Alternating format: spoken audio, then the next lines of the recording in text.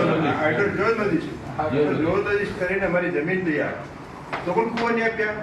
જિલ્લા વિકાસ અધિકારીની મનસ્વી રીતે 12,000 કુવા આપી દીધા.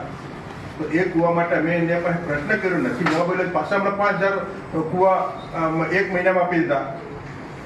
માત્ર ને માત્ર મહાત્મા ગાંધી રાષ્ટ્રીય રોજગાર યોજના અધિકારીએ એની ગુડબુકમાં સરકારશ્રીની ગુડબુકમાં કામગીરીમાં હું પ્રથમ નંબરે છું.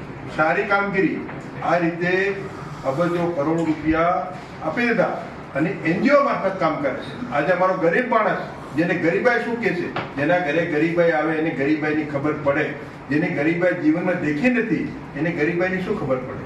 હું પોતે આદિવાસી ખેડૂત છું, ધરતીનો ખેડૂત છું, મોટો ખેડૂત છું. મારા લોકો કઈ રીતે જીવન ગુજારે છે, કઈ રીતે રોજગારી મેળવે છે અને સવારથી સાંજ સુધી મા બાપના પેટના ફાળો પૂરો દર ભટકે છે, મજૂરી કરે અને સાંજે સૂકો રોટલો અને મરસું ખવડાવીને મા બાપને સુડાવે. એ દિવસોમાં દેખેલા છે. સમાજમાંથી આવું છું અને એનું અમલવારી થતી. પ્રભારી મંત્રી સાહેબને કીધું, પ્રભારી મંત્રી સાહેબ થોડો ટાઈમમાં થોડું પરિવર્તન છે થઈ ગયું. તો આનું કશું નથી અને ડીડીઓ કોઈ મિટિંગમાં આવતો પણ નથી, ખાલી આવતા સાપ્તાહમાં રહે છે અને અમને કોઈ જાતનો સંકલન પણ નથી ધારાસભ્યનો.